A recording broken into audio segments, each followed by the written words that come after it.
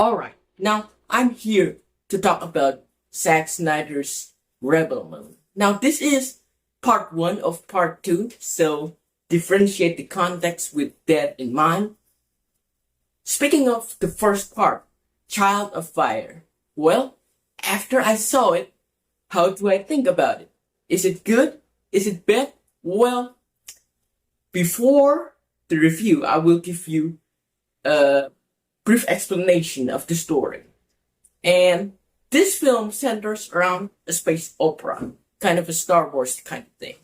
And in this film, the film centers around the character named Korra as she gathers all this rebel around the galactic to fight a giant empire. Well, have you seen it before? Have you seen a movie with this kind of plot? Of course.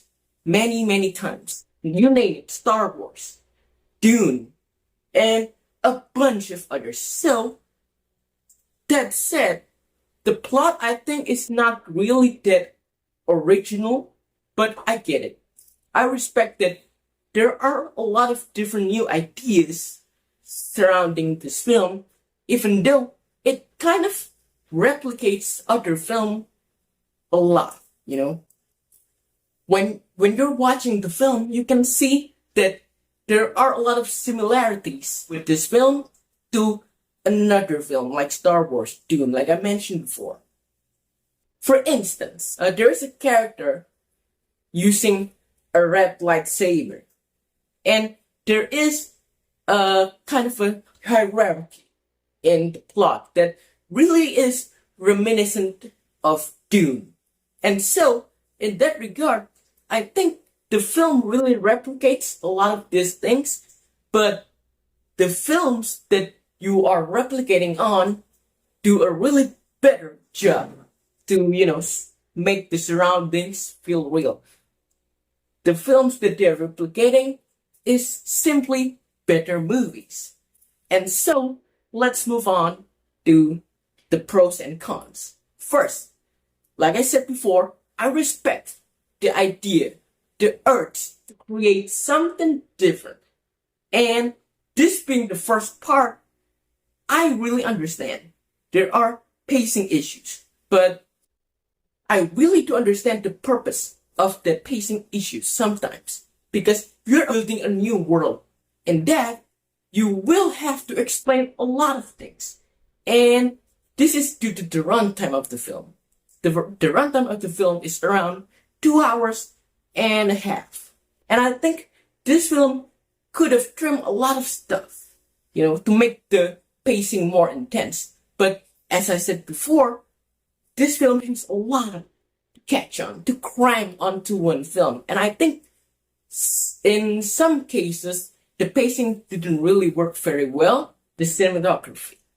Clearly, you can see that Zack Snyder has a clear vision of what he's doing. And he uses the cinematography really brilliantly. You can see everything. You can capture the essence of, this new world. But there is a really bad thing about the characters. The characters here, but there are a lot of them, but you don't feel like you can relate to them. And I think there is a main character named Korra.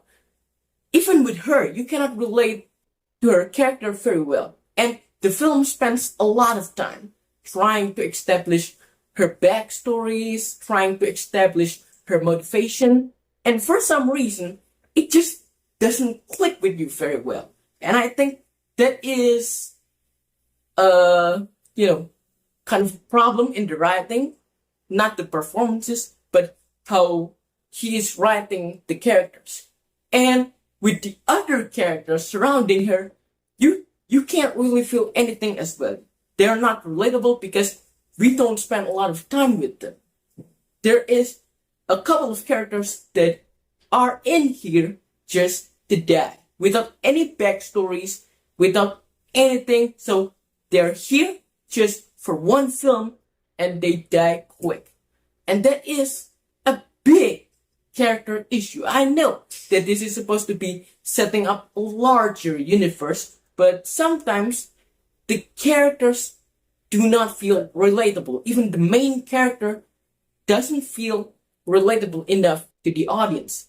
Now, I mentioned before that there is a pacing issue, and this caused a lack of action. You know, Zack Snyder movies, they are really known for their action sequences, but in here, you don't get that. You don't get a lot of that because you have a lot of time. You have to establish this new world, but I think the composition here is not even, you know. This is an action sci-fi film. Instead of that, you do a lot of exposition dumping, and I think that is really not effective for the first film to hook you into this world. And so, Zack Snyder's Rebel Moon could have been a lot more. And I think he should have come up with other ideas, other brilliant ideas, instead of really replicating a lot of sci-fi adventures. And with that regard, this film really lacks the originality. Now, remember, this is still the first part. And by the time we get into the second part, maybe all of my thoughts changed. But as it stands, I'm not really gonna say that I like this film as I want it to be. I'm not really eager to check on the second part either. And I think that is a really, really big problem for these sequels to come. But what you guys think? If you have seen Rebel Moon Part 1, Child of Fire, did it satisfy you? Did it feel like they cram a lot of stuff in it without managing the runtime correctly? Tell me what you think in the comments. And with that regard, I will give Rebel Moon Part 1 a 5.5 out of 10. I think that is really the best score that I can give for this film. And yes, 5.5 out of 10. Tell me what you think about this film. And Merry Christmas and Happy New Year. See you soon in the next video.